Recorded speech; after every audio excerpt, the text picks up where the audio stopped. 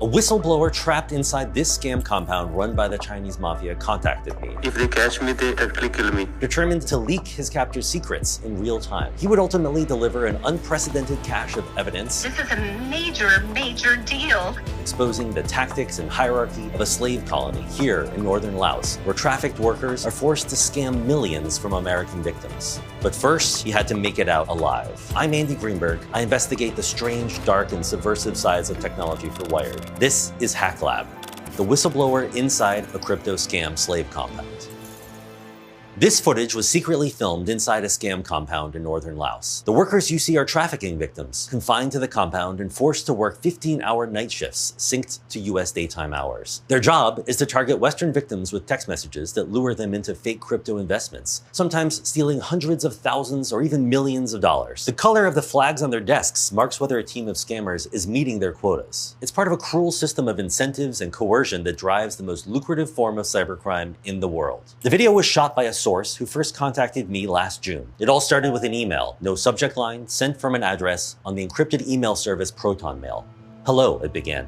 I'm currently working inside a major crypto romance scam operation based in the Golden Triangle. The unnamed source said he was a computer engineer trapped in the compound, forced to work as a scammer. I've collected internal evidence of how the scam works step by step, he said. I want to help shut this down. I knew only a little bit about the Golden Triangle, a lawless stretch of Laos bordering Myanmar and Thailand, dominated by Chinese syndicates that traffic in everything from drugs to human organs. But after 15 years of covering crypto crime as a reporter, I'd learned that crypto romance scams, known as pig butchering, drain tens of billions of dollars a year from victims. Behind this scam epidemic are hundreds of thousands of trafficked workers from the poorest regions of Asia and Africa, forced by the Chinese mob to carry out these scams inside dystopian slave compounds. What I didn't know, what no one had ever seen before, was what this industry looked like from the inside, from the perspective of a whistleblower sharing internal information in real time. I gave the source my number on the encrypted messaging app Signal. That night, after my kids were asleep, my phone lit up. The source began sending documents, flowcharts, scripts, internal guides that revealed step-by-step how the scams worked. Fake Facebook profiles, AI-generated deepfakes, and hired models. Carefully scripted affection, luring victims into fake trading platforms. And then, my phone rang. Hello. How are you? Good. Thank you for being willing to talk.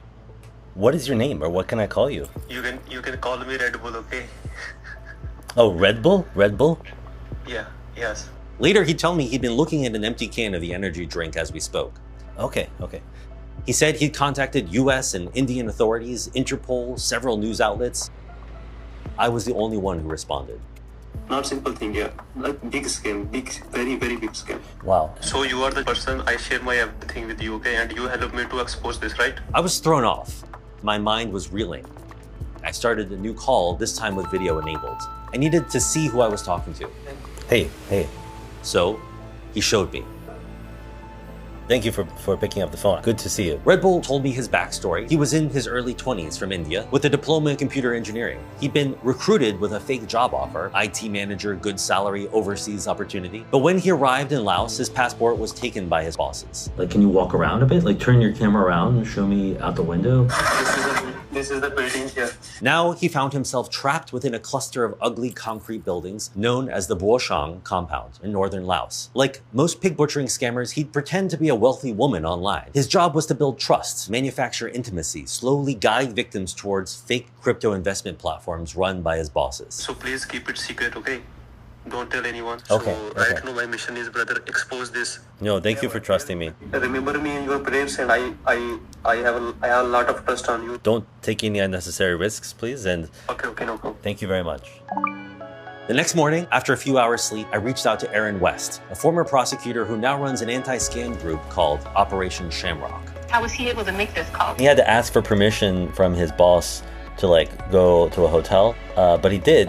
And then he showed me the front of this hotel, and it was too blurry, but it was a Chinese sign. It's all Chinese organized crime, and they move into locations and they literally take over everything is in Chinese. All the food around there is Chinese. He had showed me a fake Chinese ID that they created for him. West had talked to survivors of scam compounds, she told me. She'd never heard of an actual whistleblower within a compound leaking information to a journalist. This is a major, major deal. He seems to be saying that like a lot of the victims, or maybe even all of them, are Indian American. They do that. They do Malaysians on Malaysians. They do Japanese on Japanese. And here's someone on the inside who's willing to share this information and tell us everything about how this whole thing runs. From that point on, Red Bull and I fell into a routine. Every morning, New York time, late night in Laos, he would walk outside his dorm and call me on Signal before heading to the cafeteria for dinner, the start of a work shift that would last until the afternoon of the next day. Sometimes Red Bull would tell me to record my screen. Then he would walk into the building and secretly film his surroundings while pretending to talk to his uncle. I got a tour through the bright lights of the Broshong office's lobby and stairwells, the lines of depressed-looking South Asian and African men lining up for food in its canteen. As they filed into the office, team leaders took employees' personal phones and put them in a box when they began their shifts, and they were strictly prohibited from taking work devices out of the office. But otherwise, the surveillance of staffers seemed surprisingly loose. The compound ran on a system of indentured servitude and debt, not shackles and chains. On the surface, it didn't look like the modern slavery I'd read about elsewhere. Instead, the whole operation felt more like a scene from Sorry to Bother You, a grotesque parody of a corporate sales floor. Bosses would post motivational messages to an office-wide WhatsApp group. They wrote things like, "Every day brings a new opportunity, a chance to connect, to inspire, and to make a difference. Talk to that next customer like you're bringing them something valuable because you are." There were promises of commissions and getting rich, but in reality, the system kept workers trapped in debt. Red Bull, or Ma Chao, his pseudonym in the compound, earned in yuan about $500 a month, then lost almost all of it to daily fines, usually for missing quotas. Red Bull told me he had never successfully scammed anyone. That meant he was fined so much that he was virtually broke and forced to subsist almost entirely on the food in the office cafeteria, mostly rice and vegetables that he said tasted of strange chemicals. Even that food, he said, was denied to anyone who so much as arrived late to their shift. Underneath the pretense of a voluntary sales force was a brutal system. The bosses held the workers' passports so no one could go home until they paid off their debt. Red Bull had heard of colleagues who were beaten or electrocuted, even one sold into prostitution. Even like if they people know about me, I am talking with you, they definitely kill me without any reason. Well, I will not publish anything then until you're free, right? I don't want to go home without stop this, understand? I just want to make sure that we can do this investigation slowly and carefully together. Okay. Red Bull secretly installed Signal on his work computer, changing the name and icon to look like a shortcut to its hard drive, and sent me messages during his shifts with disappearing texts set to erase themselves after 5 minutes. Soon I was receiving a steady stream of pictures, screenshots, and videos. A spreadsheet and photos of a whiteboard on which his team's work was tracked, with scam totals in the thousands of dollars next to many of the group's nicknames. I learned that the term recharge meant scamming the same victim again. He sent me a photo of a Chinese ceremonial drum on a stand. When someone pulled off a big scam, 6 figures, sometimes even more, the scammer was allowed to strike it to celebrate. Later, Wired analyzed Red Bull's leaked data. We had all these screenshots, right, of all of these text conversations that Red Bull's team was having. Each post has a profile picture next to it. And what we're able to do is use machine learning to identify each individual post in that image and extract both the message and who is sending it. And in fact, they posted a special message every time they successfully scammed someone and included the amount of the scam and who had pulled it off. And so we were able to find those specific posts and then take the numbers that they had announced in each individual post and add them together. And what is the result? These few dozen workers pulled in over $2.2 million over the course of 3 months. My colleagues and I also studied the dozens of internal scam scripts that Red Bull sent, blueprints of how their fraud worked in chilling detail, how to create fake profiles, how to open conversations, stall video calls until deep fake models who worked in a specific room of the building were ready. The scripts have line-by-line dialogues, so the scammers know how to go through an interaction like to a really granular degree. And there are lists of topics for making conversation, documents like 100 chat topics. What's your favorite group photo that you've taken with friends? Or have you recently bought something nice for yourself? But then it gets into these much more emotionally evocative questions. What was your dream when you were little? Or what was the last time I cried for? Some scripts covered the use of cryptocurrency and how to coach victims to distrust their own banks when they issued fraud warnings. Your bank might say that there's something wrong with this, but like, don't listen to them. That's just because they don't want you moving your money out of their financial institution and into cryptocurrency or into this other thing. It's this sort of inoculation and preparing them in advance. Can you believe my bank said this might be a financial scam or crypto scam or something? It's like a really wild psychological trick. Well, a scammer wouldn't talk about scamming. That would be nuts. I mean, a lot of these documents are fully in Chinese. So Ziyi, you were helping us out as a native Chinese speaker by analyzing a lot of them, including this website that was really interesting that is kind of massive collection online of scam stuff. Yeah, so this is like a public website that anyone can open and look into it.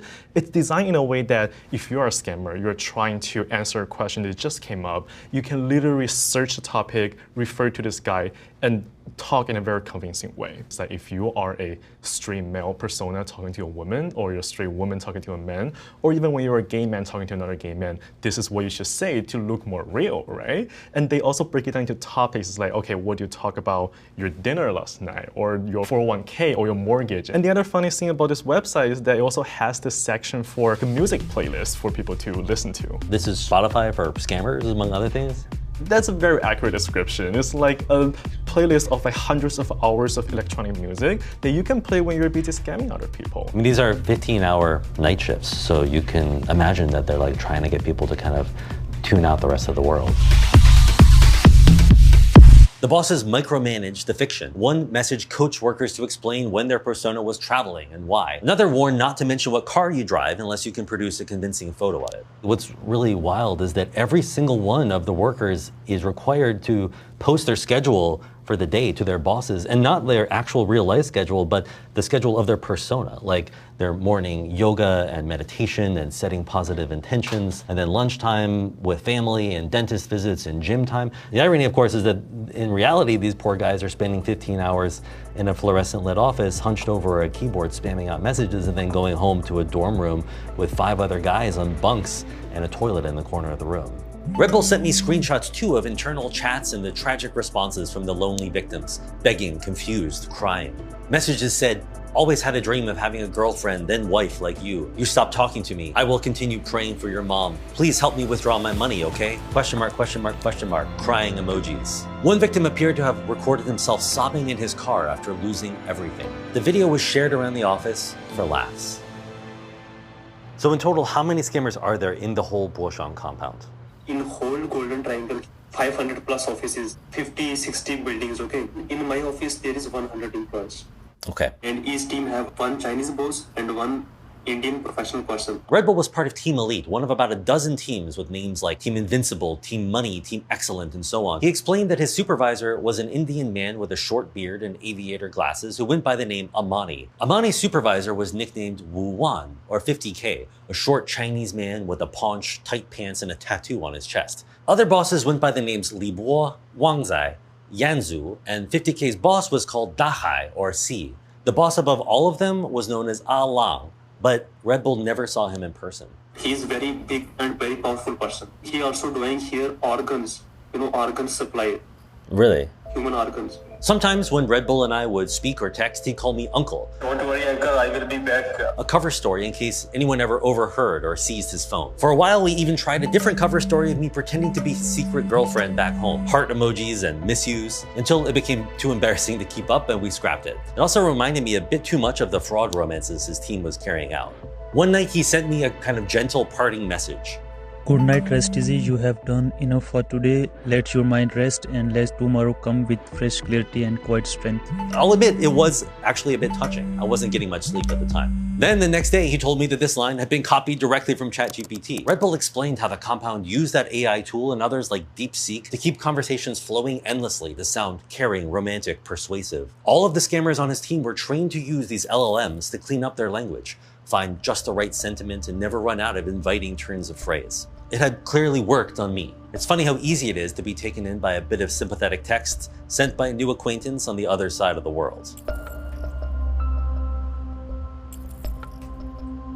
As time passed and the collection of materials Red Bull sent to me mounted, I was also getting the sense that the walls were closing in on him. One day, Red Bull told me his team leader Amani asked him with menacing calm why he was spending so much time outside, referring, it seemed, to the walks when Red Bull would talk to me on Signal and generating so few new clients. Maybe, Amani suggested, a beating or some electric shocks would increase his productivity. Then Red Bull also told me new surveillance cameras had been installed, one behind his desk, one in front. I told him all of this meant he should immediately stop messaging me from the office.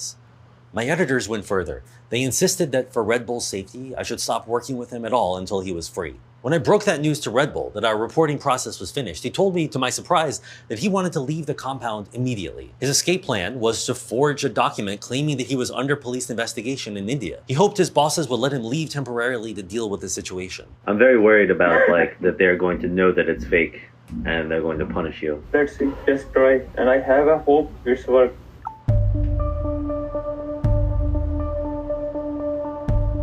One afternoon, 2 weeks into my communications with Red Bull, I received one of the worst emails I've ever opened in my life. The people catch me and now they get my phone, everything. They beat me and now maybe they kill me. I am trapped. I have no way to get out. They have my personal phone and my ID card. If there is anything you can do, please help me. From Red Bull's messages, it seemed like his bosses hadn't detected he was talking to me, but were punishing him for trying to escape. Soon after, he messaged again. His captors had locked him in a room, he wrote, and demanded 20,000 yuan, about $2,800, for his release. I felt sick. Journalistic ethics forbid paying sources, plus paying a ransom would reward these human traffickers, and yet this was a man begging for his life. At the same time, a dark thought had crept into my mind that I almost didn't want to acknowledge. What if Red Bull was scamming me? It was clear that he definitely was a real person inside a scam compound, but what if this had been the scam all along? Hook a journalist, make him feel responsible, then demand payment to save his life. I frantically consulted experts for advice. What we've seen happen is people are victimized and have their money stolen from them from scammers. And then the scammer flips the script and says, hey, I'm actually the victim here, just like you. I just need some money to get out. Would you pay my ransom? And you can imagine that that would be very effective on people who have already been brought in by emotional ties to this person. It's another way of scamming. My editors were firm. Wired would not pay Red Bull or his captors. They worried, as did I, that he might be deceiving me. And still, I had to operate under the assumption that Red Bull's nightmare was real. For several excruciating days, I didn't dare reach out to him. If his captors found out he was communicating with a reporter, they'd kill him. But then Red Bull messaged me on Signal to say that he'd been given his phone back so they could find someone to pay his ransom. I risked a call. Hello, good morning. So how are things? Things are not going good because I have also fever, He'd been repeatedly beaten, slapped in the face, kicked, and forced to confess to forging the police document. His bosses even mixed a mysterious powder into his water to make him compliant. It had made him unnaturally talkative and confident, but then gave him a rash on his skin. He was denied food and water for days. I also sent the message to the Indian embassy, no response. Nobody is going to help me, I don't know why. When the luck is bad, nobody helps. Not long after that call, Red Bull sent me a kind of confession, written as if he thought he might die in his concrete room. I said I never scammed anyone. That was not fully true. The truth is, the Chinese bosses forced me to bring two people into the scam. I did not do it by choice. I feel guilty about it every day. That is why I want to tell the full truth now. One victim lost $504, the other about $11,000. He gave me their names. I located one and reached out, but got no response. By the compound's own rules, Red Bull should have earned a commission for those scams, but they never paid him. Later, I looked back at the picture of the office whiteboard Red Bull had shared early on. On it, I could see quite clearly the Chinese name the compound had given him, Ma Chao, next to the sum of $504. I had, until then, entirely missed this. Just days later, something else unexpected happened. Red Bull told me the compound was packing up. The office computers were boxed, the staff moved to a new building, and everyone was ordered to keep working from their dorm rooms. He had heard rumors that a police raid was imminent. During all of this, Red Bull was separated from his coworkers, forced to sleep on the floor, fed only sporadically, often only leftovers or rotten food. He lost weight, he was sick with a fever. For trying to escape, he was treated more or less like a dog. Unbelievably, that's when Red Bull took the biggest risk of all.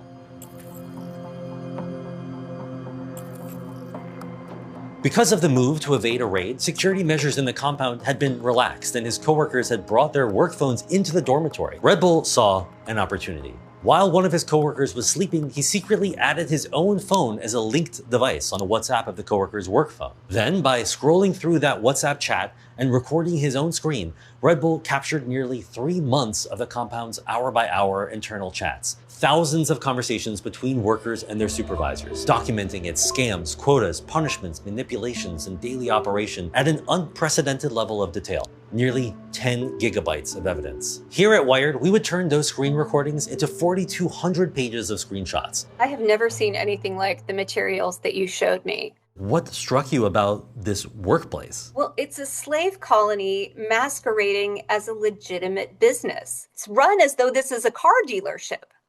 And so it's really creepy to be reading texts that are a leader sending out suggestions and inspiration about how to hit these goals, when in fact the goals are theft of money. People are disappearing. People are being beaten if they don't make their sales goals. Just days after he made those screen recordings, still trapped in the compound after his escape attempt, Red Bull sent me something else. Videos of dozens of men lined up outside a compound by Laotian police. The raids had begun. They turned out to be part of a trend of high-profile fake police crackdowns in the region where workers are briefly rounded up, then quickly released and sent back to work. Red Bull's bosses had been tipped off and escaped those raids, but the move had left them in cramped conditions with their work disrupted. As their operation hid from the cops, Red Bull begged the bosses to let him go. He argued that he was of no use to them. He had no money, and clearly there was no one in the world willing to pay his ransom. He was dead weight, taking up space when they were already crowded into their temporary building. Shockingly, his bosses agreed. Rather than kill him, they told him he could leave. They gave him back his passport, but told him to get into a car without most of his belongings, not even his shoes. He left the Golden Triangle wearing only flip-flops. To scrounge enough money to get home, he borrowed from his brother and from a scam compound recruiter who he promised to go work for, essentially scamming a scammer. After weeks of buses, trains, and cheap flights, Red Bull made it back to India. Red Bull had rescued himself, and despite the fact that I had never paid him anything, not even his ransom when he was held captive, he continued to send me materials he'd smuggled out of the compound. Now there could finally be no doubt. Red Bull was real. A few months later, I flew to India to meet him in person.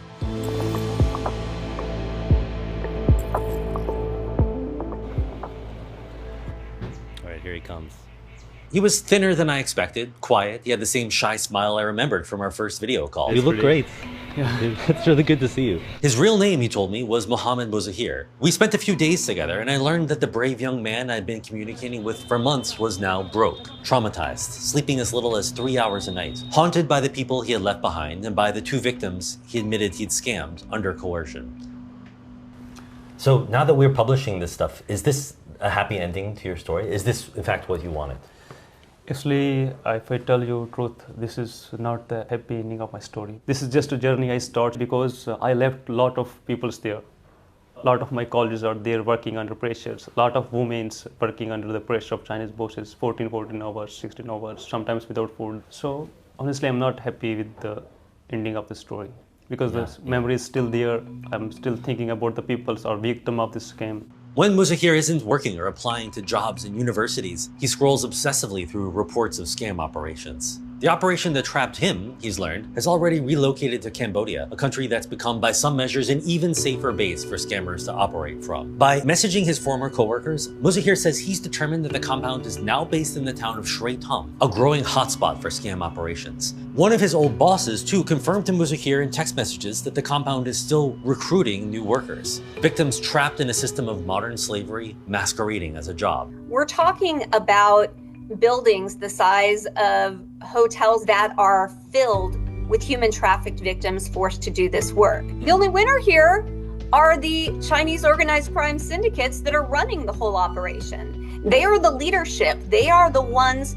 who are building these compounds, who are bringing in the human trafficked victims, who are laundering the money out, and it's leaving population decimated on both sides. How did this whole experience change your ideas about human nature, like what you think of human beings?